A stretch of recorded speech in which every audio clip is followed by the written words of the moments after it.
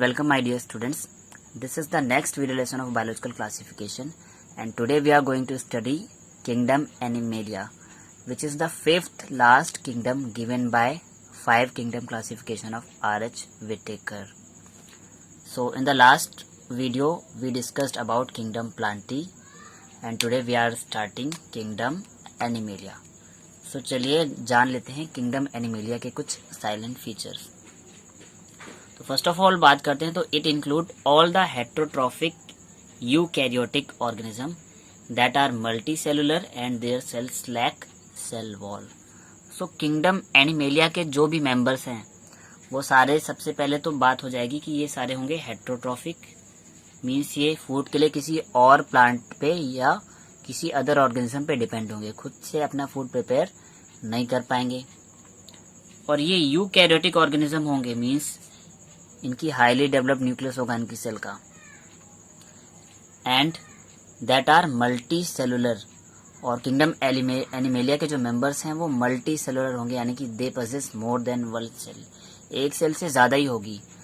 But आगे next chapter में जब हम किंगडम एनिमेलिया को डिटेल में पढ़ेंगे तो वहां पर एक फाइलम है, फाइलम प्रोटोजोआ, जैसे कि किंगडम एनिमेलिया में रखा है. वहां के जो मेंबर्स हैं वो यूनिसेलुलर हैं, यानी कि सिंगल सेल वाले हैं, लाइक पैरामीशियम अमीबा.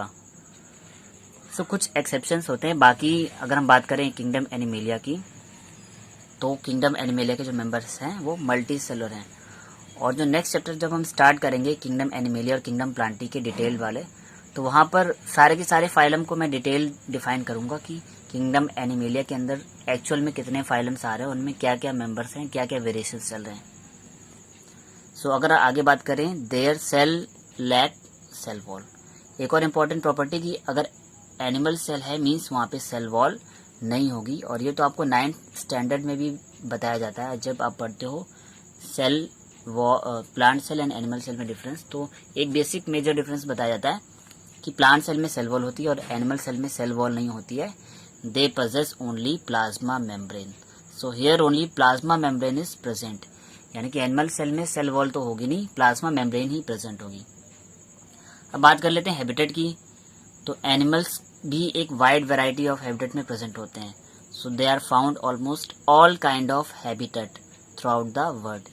मीन्स अगर हम ले लें फ्रेश वाटर से सलाइन वाटर तक और हॉट से कोल्डेस्ट क्लाइमेट तक, टेरेस्ट्रियल हो चाहे एर्बोरियल हो चाहे एरियल कंडीशन हो, यानी कि चाहे हम बात कर लें अंडर वाटर लिविंग की चाहे लैंड पर यानी कि जमीन पर रहने की, या इनकी जो हैबिटेट है ये बहुत हाईली डिस्ट्रीब्यूटेड है, यानी कि पूरे ऑल ओवर द वर्ल्ड में हर जगह ये प्रेजेंट होंगे. Let's talk about their nutrition, कि इनका मोड ऑफ न्यूट्रिशन कैसा होता है. तो वो मैंने स्टार्टिंग के पॉइंट में बताया था कि हेट्रोट्रॉफिक न्यूट्रिशन होता है. और हेट्रोट्रॉफिक में किस टाइप का होता है, सो दे डायरेक्टली और indirectly depend on plants for their food. Means जितने भी किंगडम एनिमेलिया के मेंबर्स हैं, जितने भी एनिमल्स हैं, वो बेसिकली अपने फूड के लिए चाहे डायरेक्टली या इनडायरेक्टली डिपेंड किन पे होंगे, प्लांट्स पे ही होंगे अपने फूड के लिए. और इनका जो मोड ऑफ न्यूट्रिशन होता है that is holozoic mode of nutrition.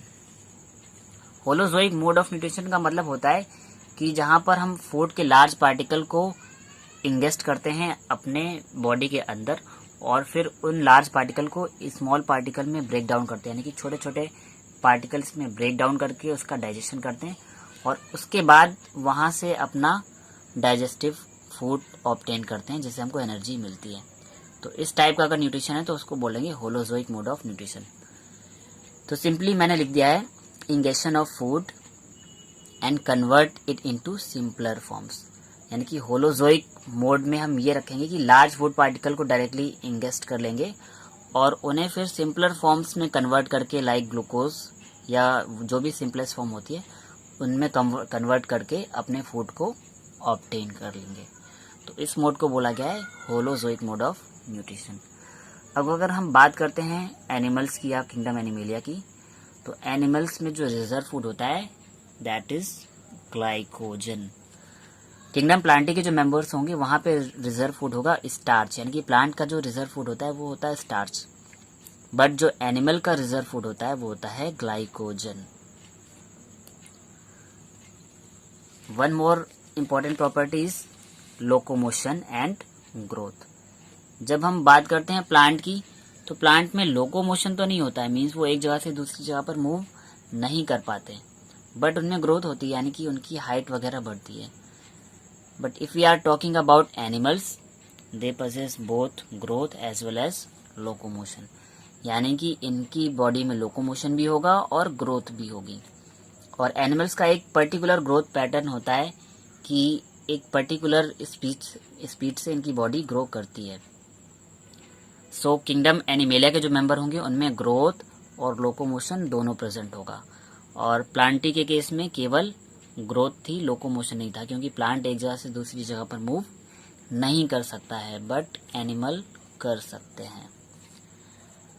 Now talk about their mode of reproduction. तो प्लांट के केस में तो वेजिटेटिव, एसेक्सुअल और सेक्सुअल हर कैटेगरी हमको मिल जाती है। प्लांट के केस में जो मोस्टली हमने जो बताया था आपको कि यहाँ पर जो अल्टरनेशन ऑफ जनरेशन एक मोस्ट फिनोमेना होता है कि यहाँ पे एक स्पोरोफिटिक स्टेज चलती है और एक गैमेटोफिटिक स्टेज चलती है।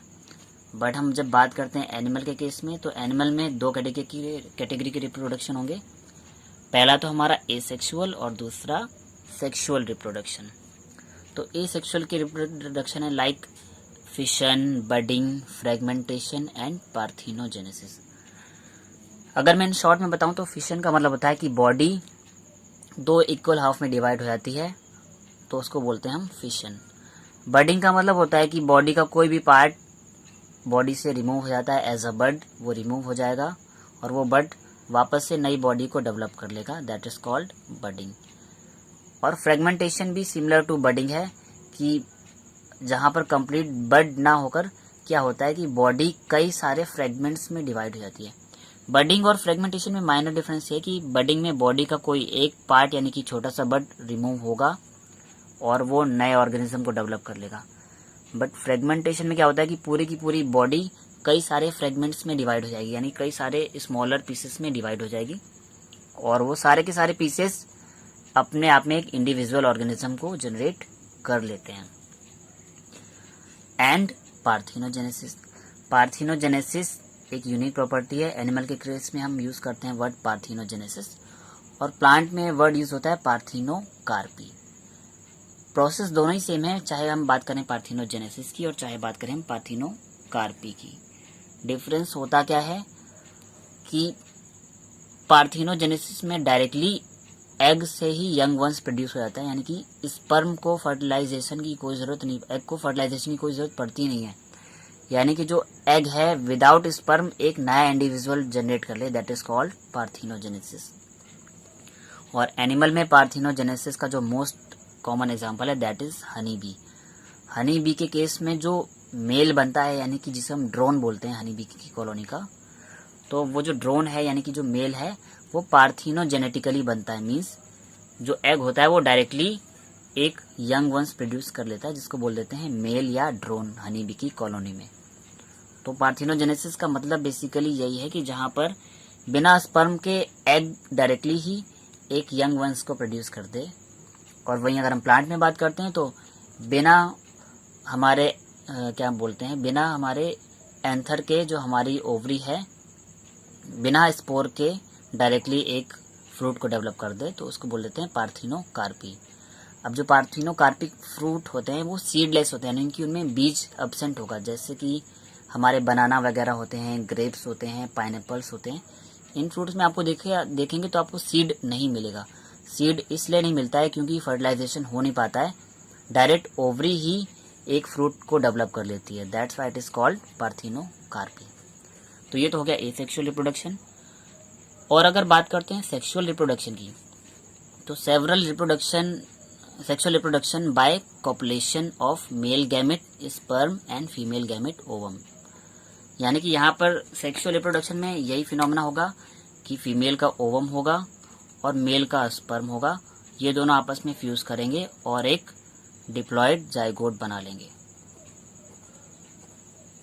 और fusion of male and female gamete is called fertilization. तो जो सेक्सुअल रिप्रोडक्शन है यहाँ पर, वो सेक्सुअल रिप्रोडक्शन होगा किसकी वजह से? स्पर्म और ओवम की वजह से। सो इन ब्रीफ या इन शॉर्ट हम बोल सकते हैं कि ये कुछ मेन प्रॉपर्टीज थी किंगडम एनिमेलिया की। बाकी जब हम एनिमल किंगडम को डिटेल में पढ़ेंगे तो वहाँ पर सारे के सारे फाइलम्स को मैं 1 बाय 1 डिस्कस करूँगा। सो स्टूडेंट, आपको ये वीडियो कैसा लगा प्लीज़ कमेंट करके बताएं, और अगर ये वीडियो आपको सच में समझ आया है तो प्लीज़ इसे लाइक कीजिए और सभी स्टडी रिलेटेड ग्रुप्स में शेयर कीजिए ताकि ज़्यादा से ज़्यादा स्टूडेंट्स इस वीडियो को देख पाएँ। और साथ ही चैनल को सब्सक्राइब कर लें और बेल आइकन को भी प्रेस कर लें ताकि अपकमिंग वीडियोस की नोटिफिकेशन आपको प्रॉपरली मिलते रहें।